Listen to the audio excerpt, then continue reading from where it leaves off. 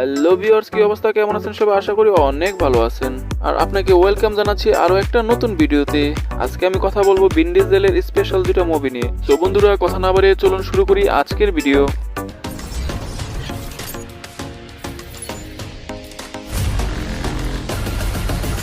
The last which Hunter, সর্বশেষ ডাইনি শিকারী।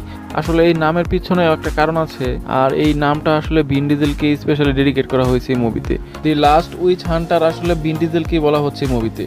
ভিন ডিজেলকে কেনই বা লাস্ট উইচ হান্টার বলা হচ্ছে মুভিতে, তা জানতে হলে কিন্তু অবশ্যই থাকতে হবে শেষ অবধি আমার সাথে। তো যাই হোক বন্ধুরা, মুভির শুরুতে আপনাদেরকে দেখানো হয় প্রায় 800 বছর আগের একটা কাহিনী, যেখানে দেখা যায় ভিন ডিজেলের ওয়াইফ ও তার মেয়েকে একটি ডাইনি মেরে ফেলে। আর ওইখানে একটা সময় দেখা যায় একটি সর্ডের মাধ্যমে বা একটি তরোয়ালের মাধ্যমে ভিন ডিজেল ওই ডাইনির আস্তানায় গিয়ে পুরো আস্তানা আগুন ধরিয়ে দেয় এবং সে ডাইনিকেও মেরে ফেলে। আর ওই ডাইনি মারা যাওয়ার সময় তার হার্টবিটটা আসলে ভিন ডিজেলের সাথে সংযুক্ত করে যায়, আর একটা অভিশাপ দিয়ে যায়, বলে যায় যে ভিন ডিজেল কখনই মরতে পারবে না। আর এইভাবেই ভিন ডিজেল 800 বছর ধরে বেঁচে আছে। আর এই জন্যই ভিন ডিজেলের নাম হয়ে যায় দি লাস্ট উইচ হান্টার, কারণ সে ছিল অমর এবং 800 বছর ধরেই ভিন ডিজেল উইচদেরকে শিকার করে আসছিল। আর এখানে দেখা যায় 800 বছর পরে এমন একটা সভ্যতার যুগ চলে আসে যেখানে উইচরা মানুষের সাথে স্বাভাবিকভাবে জীবনযাপন করতেছিল, কিন্তু সভ্যতার কাউন্সিলররা একটা নিয়ম করে দেয় যে তারা যেন কখনো মানুষের উপরে ব্ল্যাক ম্যাজিক না করে, মানুষের ক্ষতি না করে। আর যদি কেউ মানুষের ক্ষতি করে ফেলে, নিয়ম ভেঙে ফেলে, তাহলে ভিন ডিজেল তাদেরকে ধরে নিয়ে কাউন্সিলরদের হাতে তুলে দেয়, আর কাউন্সিলররা তাদের জেলে নিয়ে তাদের আটকে রাখে। এদিকে দেখা যায় ওই সভ্যতার লোকেরা মানে উইচরা 800 বছর আগের সেই ডাইনির হার্টকে ইউজ করে ব্ল্যাক ম্যাজিকের মাধ্যমে সেই কুইন উইচকে আবার জীবিত করার পর 800 বছর পরে ভিন ডিজেলের সাথে আবার দেখা হয়ে যায় ওই ডাইনিটার। আসলে এখানে কুইন উইচের মেন উদ্দেশ্য থাকে পুরো মানব সভ্যতাকে আস্তে আস্তে ধ্বংস করে পৃথিবীটাকে উইচে পরিণত করে দেবে, কারণ ভিন ডিজেল যুগের পর যুগ ডাইনিদেরকে রুখে দেয়। কিন্তু এইখানে উইচ একটা মেয়ে ভিন ডিজেলকে অনেক হেল্প করে, কারণ ওই মেয়েটার একটা স্পেশাল অ্যাবিলিটি ছিল, সে যে কারো ড্রিমে ঢুকতে পারতো এবং সে ড্রিমের ভিতরে ঢুকে সে অতীত দেখতে পারতো। কিন্তু আমার কথা হলো বন্ধুরা, ভিন ডিজেল কি পারে 800 বছর আগের সেই অভিশাপটা কাটিয়ে নিতে উইচের কাছ থেকে?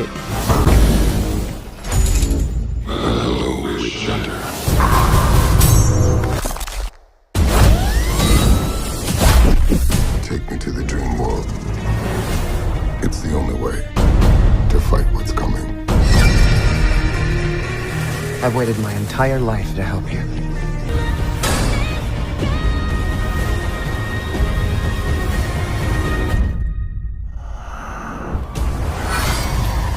Shall we start?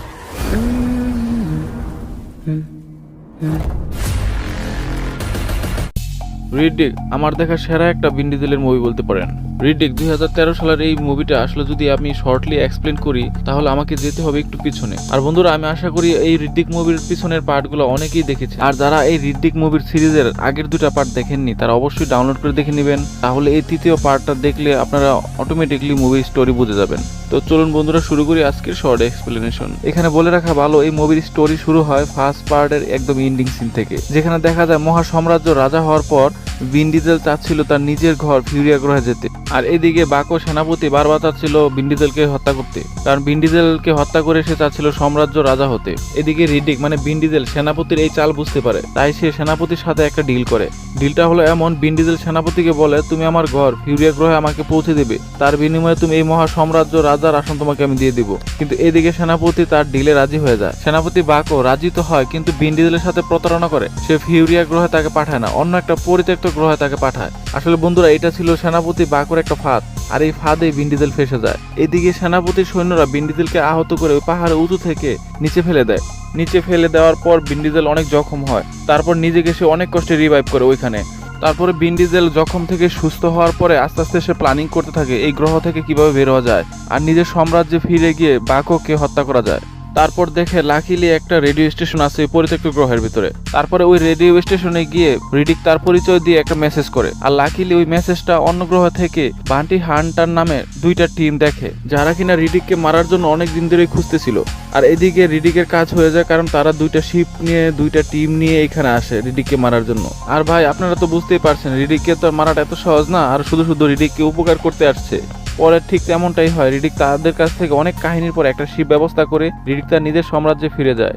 আর বন্ধুরা, এই মুভির ভিতরে একটা আকর্ষণ দিক হলো এই গ্রহের ভিতরে যে জন্তুগুলা দেখানো হয়, আসলে এই জন্তুগুলা ছিল একটু ইউনিক টাইপের, যা কিনা থাকে পানির নিচে। আর এই মুভিতে যখন বৃষ্টি পড়া শুরু হয় তখন ওরা মাটির নিচ থেকে যেভাবে উঠে আসে ভাই, আর ভিন ডিজেলের সাথে যে একটা ফাইট হয় এই জন্তুগুলোর সাথে, দেখার মতো ছিল।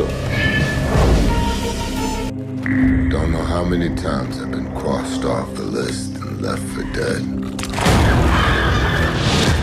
So this ain't nothing new. Bounty hunters. I've been hunting ready for 10 years. He's the most dangerous man we've ever tracked.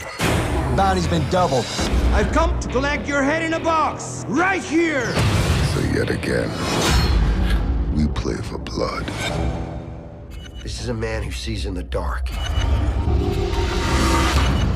So watch out for surprise attacks. What is it?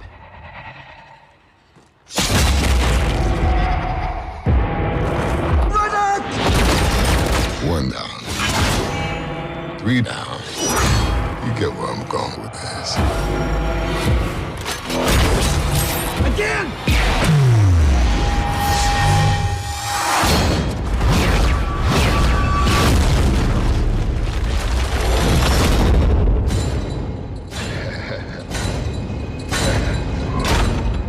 Hold him down.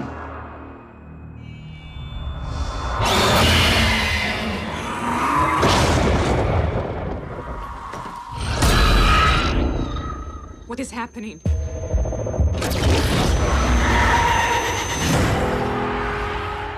Time's up. Yeah, let's cut him loose.